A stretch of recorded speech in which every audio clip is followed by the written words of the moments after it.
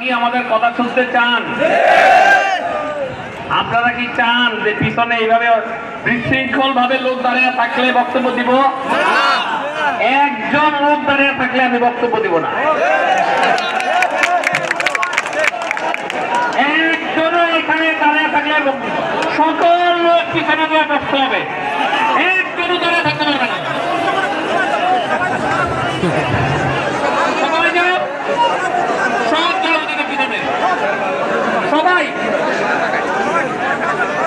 সবাই পিছনে যাও, ওইদিকে যারা আছে কেউ আমাকে দেখে না, শুধু সাংবাদিক ব্যতীত কেউ দাঁড়িয়ে থাকতে পারবে না এখানে। এই সবাই যাও, এই সবাই একদম সবাই ভাগো, পিছিয়ে দিয়ে ভাগা থাকো তুইরা।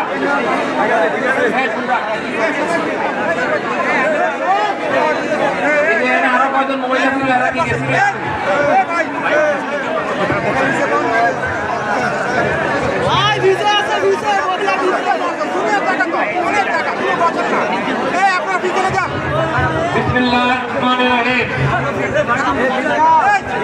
আজকের এই মত বিনিময় সভার সভাপতি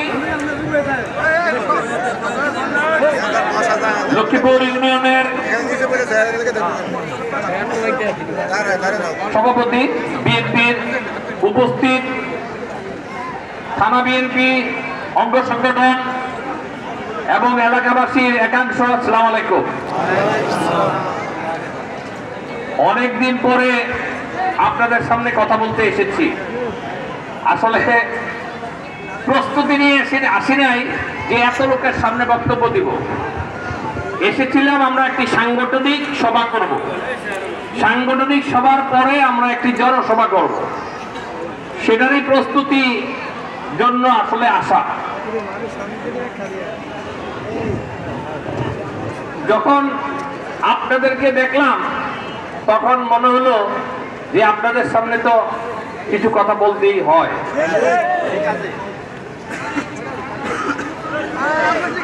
গত 15 বছর এই লক্ষ্মীপুর ইউনিয়নের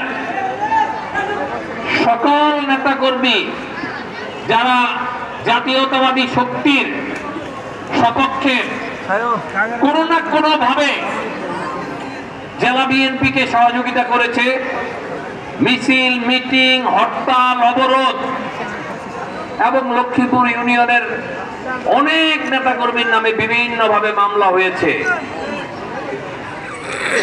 বাংলাদেশের ইতিহাসকে লক্ষ্মীপুর ইউনিয়নের একটি কলঙ্ক নাম, বাংলাদেশের ইতিহাসে সবাই তাকে থুতু দেয়। সেই ব্যক্তির কারণে চাঁদপুরে আমরা গত 15 বছর চাঁদপুরকে নিয়ে আমরা বড় গলায় কথা বলতে পারতাম না। আল্লাহর অশেষ রহমত, ছাত্র জনতা, বিএনপির নেতা কর্মীদের অক্লান্ত পরিশ্রমের 17 বছরের অক্লান্ত পরিশ্রমে আমরা 5ই আগস্ট তাদের নেত্রীকে এই দেশ থেকে বিতাড়িত করেছি। শুধু বিতাড়িত করি নাই, সে বলে এই দেশ থেকে চলে গেছে। তার ফেসিবাদের যত দূষণ আছে সকল দূষণরা গাঁডাকা দিয়েছে।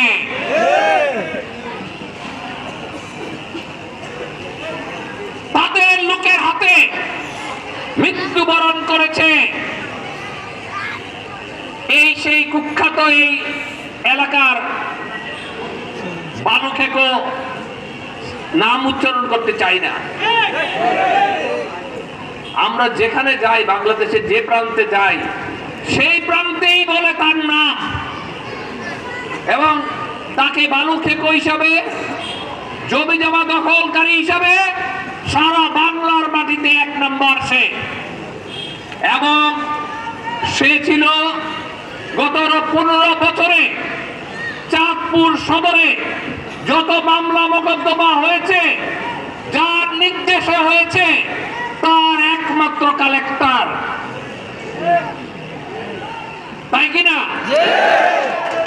যার কারণে আমাদের এখানে যত লোক নেতা কর্মীরা, যুবদল, ছাত্রদল, বিএনপি উপস্থিত আছে, স্বেচ্ছাসেবক, কেউ ঘরে ঘুমাতে পারত না। কিন্তু দুঃখের বিষয়, এখনো আমরা শুনি মাঝে মাঝে যে তারা এলাকায় ঘুরে ফিরে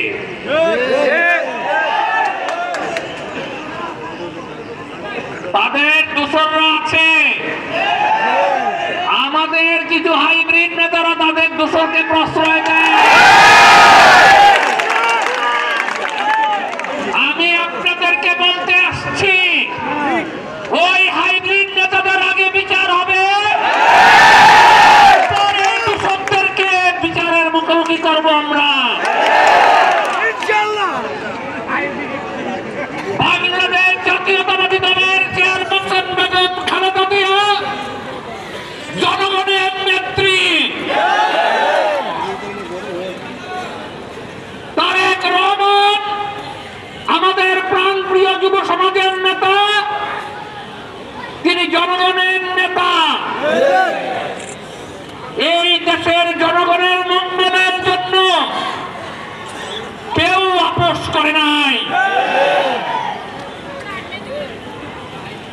এই নেতা কর্মী যারা তৃণমূলের আমার সামনে আছেন, তারাই বিএনপির শক্তি, তারাই বেগম খালেদা জিয়ার শক্তি, তারাই তারেক রহমানের শক্তি। সুতরাং আমাদের কোনো হাইব্রিডের প্রয়োজন নাই। সবাইকে সতর্ক করে দিতে চাই,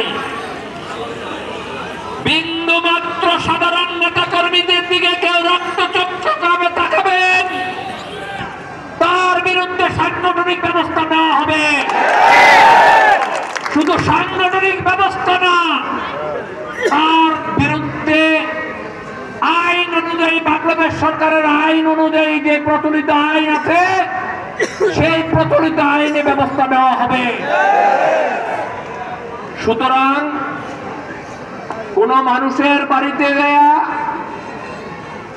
চাঁদাবাজি করা, মাদকের সাথে যারা থাকবে, তাদেরকেও আমি কঠোর হুঁশিয়ারি করে বলতে চাই, লক্ষ্মীপুর ইউনিয়নে মাদক ব্যবসা চলবে না, মাদক সেবন করা চলবে না, ইফটিজিং চলবে না। কোন ভূমিদস্যু তো নাই? ভূমিদস্যু আছে?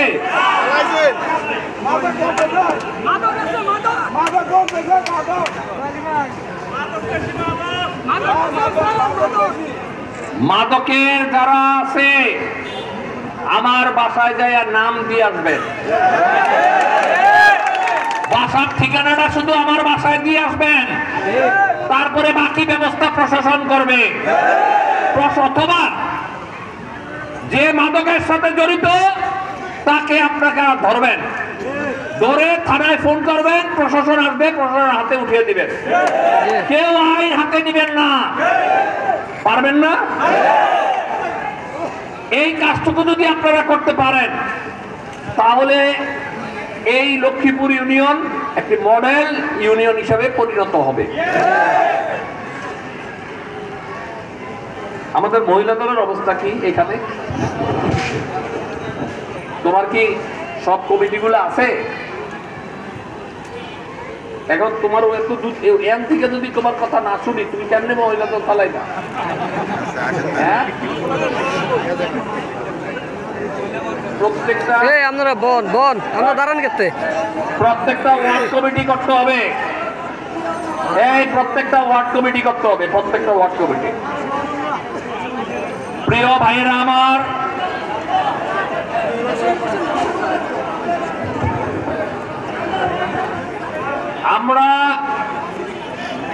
আমরা শান্তিপ্রিয় দল, আমাদের আগামী,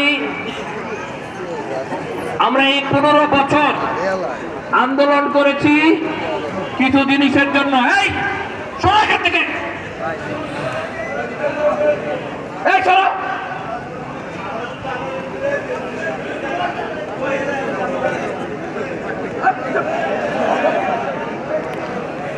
আমরা আপনাদের কাছে এসেছি, আপনাদের যদি কোনো অভিযোগ থাকে কারো ব্যাপারে, আপনারা, আমি বৃহস্পতিবার, শুক্রবার, শনিবার চাঁদপুরে থাকি,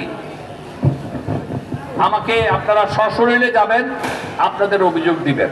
যেমন আজকে সকালবেলা ঘুমের থেকে উঠে দেখলাম কয়েকজন মুসল্লি গেছেন, তারা বললেন যে আমাকে, আমরা মসজিদের জন্য আমাদের এই কাজটুকু করতে হবে।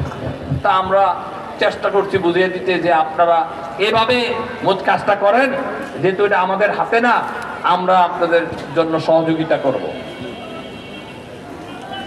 এই মুহূর্তে একটি অন্তর্বর্তীকালীন সরকার এখানে আছে, আমাদেরকে আমাদের দলীয়ভাবে নির্দেশ দিয়েছে এই অন্তর্বর্তীকালীন সরকারকে সহযোগিতা করতে হবে। সেই সহযোগিতার পার্ট হলো প্রশাসনকে সহযোগিতা করতে হবে। প্রশাসন, ইউনিয়ন পরিষদ চেয়ারম্যান একটা প্রশাসনের পার্ট, অংশ। সেখানে আমরা শুনেছি কিছু সংখ্যক বিশৃঙ্খলা করার জন্য একবার এখান থেকে চাল নিয়ে গেছে। কারা তারা? কারা তারা? 15 বছর তারা কোথায় ছিল? জনগণের চাল কেন তারা নিবে? এদেরকে কে প্রশ্রয় দেয়, আশ্রয় প্রশ্রয় দেয়? আমাদের এগুলা জানতে হবে। আমাদের দলীয় লোক যদি ভয় পায়, আপনারা যারা সাধারণ লোক আছেন, আমার বাসাটাকে চিনেন আপনারা, দয়া করে এসে আমার বাসায় আসলেন সকাল বিকাল এই 3 দিনের মধ্যে যে কোনো সময় আইসে আমার কাছে এই তথ্যগুলো একটু দিবেন। এইগুলো তো গরিবের জন্য করা হয়েছে। যদি তার কোনো কথা থাকে সেখানে যারা আছেন ইউনিয়ন পরিষদে তাদেরকে বলবে, টিউনো সাহেব আছেন, টিউনো সাহেবকে বলবেন কেন চাল জোর করে নিতে হবে। সে কি গত 17 বছর চাল খায় না, ভাত খায় নাই?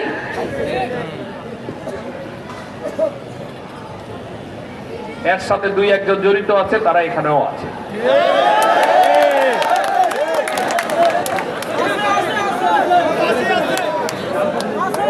আমি তাদেরকে নাম জানি। বিএনপি সভাপতি, সাধারণ সম্পাদক আমাকে নাম বলে নাই, আমি সাধারণ মানুষের কাছ থেকে নাম শুনেছি। আমি তাদেরকে আজকে হুঁশিয়ার করে দিয়ে বলে দিতে চাই, তাদের জন্য অপশন 2টা। গত 15 বছর যেভাবে ঘরে বসেছিল সেভাবে থাকবে, না হলে জেলখানা তাদের জন্য আরেকটা জায়গা।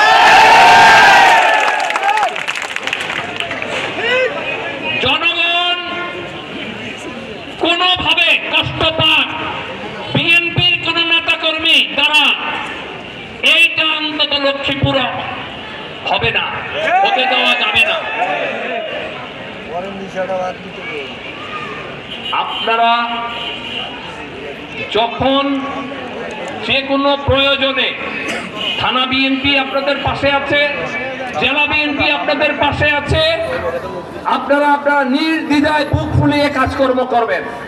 কিন্তু অনেক পূর্বের একটা জায়গা জমি নিয়ে ঝগড়া আছে, দেখা গেল আওয়ামী লীগের ফেসিবাদের কারো আত্মীয়র সাথে আমাদের বিএনপির সাথে হয়তো জায়গা দখল করে নিছে।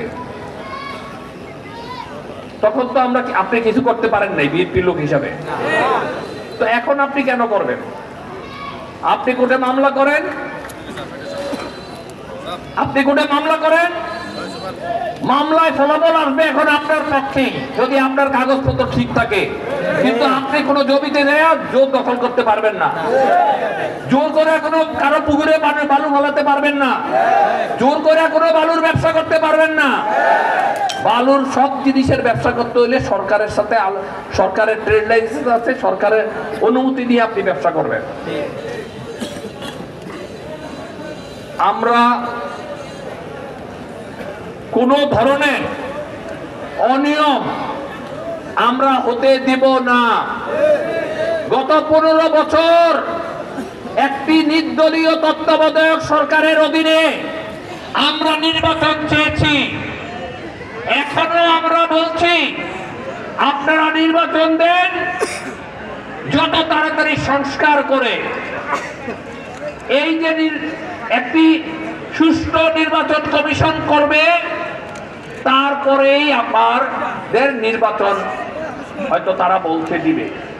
আমাদের কেন্দ্রীয় নেতৃবৃন্দ, আমাদের নেত্রী বেগম খালেদা জিয়া, আমাদের নেতা তারেক রহমান সকলের সাথে আলোচনা করে যা সিদ্ধান্ত দিবে আমরা সেটা এক্সিকিউট করব। কিন্তু আপনারা যদি এই ধরনের কাজের সাথে জড়িত হন তাহলে দলের ভাবমূর্তি নষ্ট হবে। ইলেকশন এখন আমাদের শত্রু অনেকেই। আগে যারা মসজিদে পয়সা নিজের নাম ফুটাইতো শুধু, এখন এরা বড় স্টেক হোল্ডার হয়ে গেছে। তাগরেও দেখছি আওয়ামী লীগের লোকের থাকে, আওয়ামী লীগের লোকরা কোটে দাবি চাইতো। আমগো লোকের নাম পড়তো 500, আগো লোকের নাম পড়তো 3 গা। সঠিক কিনা? এখন তারা স্টেক হোল্ডার হয়ে গেছে বড় বাক্সায়। জনগণ ঠিক করবে ভোটের মাধ্যমে তাকে জনগণ ভাগ দিবে না না দিবে। সেই কাজটা আমাদেরকে করতে হবে জনগণের সাথে থেকে, জনগণের সুবিধা অসুবিধা দেখে, জনগণের সেন্টিমেন্ট দেখে। এখানে আপনারা যারা আছেন তারা জনগণের পাশে কোন কাজটা করলে জনগণের সুবিধা হবে সেটা আপনারা ইউনিয়নের সভাপতি সাধারণ সম্পাদককে বলবেন যে এই কাজটুকু করলে আমরা হবে। আমরা আবার কি করব, প্রশাসনের বলবো যে যদি সম্ভব হয় আপনাদের যদি বাজেট থাকে আপনারা একটু সরজমিনে যে এই জনগণের এই কাজটুকু করতে পারেন কিনা একটু আপনারা দেখেন। আমরা তো ক্ষমতায় নাই নাকি? আমরা ক্ষমতায়, এই কাজটুকু যদি আমরা করতে পারি সরকারকে সহযোগিতা করে, তাহলে জনগণ বুঝবে না যে নুরু ব্যাপারী এই কাজটা করছে, শহীদ পাটোয়ারি কাজটা করছে, কোন বুঝবে না? তাইলে নুরু ভূঁইয়া তা আমাদের জন্য সুবিধা হবে না? ভোটের সময় ভোট চাইতে সুবিধা হবে না? এই লক্ষ্মীপুর ইউনিয়নে ভোটার কত? 28,000 না? 30,000 ভোট। আমরা আরেকদিন এই এর মধ্যে আমরা আরেকদিন একটা মিটিং করব, সেটা আমরা জনসভা করব। আমরা যেন আমরা দেখি 30,000-এর মধ্যে এই মাঠ করতে লাগবে হলো ধরেন 7-8,000, 10,000। দেখি আমরা আমাদের এই সামনে আমাদের যে নেতৃবৃন্দ আছে এই মাঠ পুরোতে পারে কিনা। আপনারা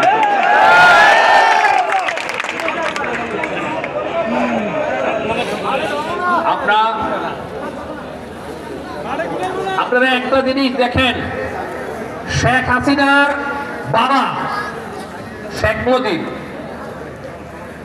তার ছবি না লাগাইলে দেশদ্রোহী মামলা হবে, তাই না? যেই বেড়ায় যেই জজ, যেই বিচারপতি এই রায় দিছে, হ্যাঁ কই হ্যাঁ নিজেই তো বলাইছে শেখ মুজিবের ছবি কই পলাইছে, শেখ হাসিনার ছবি কই পলাইছে। কি জন্য পলাইছে? এই দুর্নীতি এই ফেসিবাদের কাজ করতে বলে পলাইছে। যদি এগুলা কাজ না করে আপনারা যেরকম জনগণের পাশে থাকেন এই কাজ করে তাহলে পলাতো না। আমরা বিশ্বাস করি একটা দুষ্ট গরু না রাখা গোয়ালটা খালি রাখা ভালো। আমাদের বড় দল, 2-1 সোবান না থাকলে আমাদের কিচ্ছু হবে না।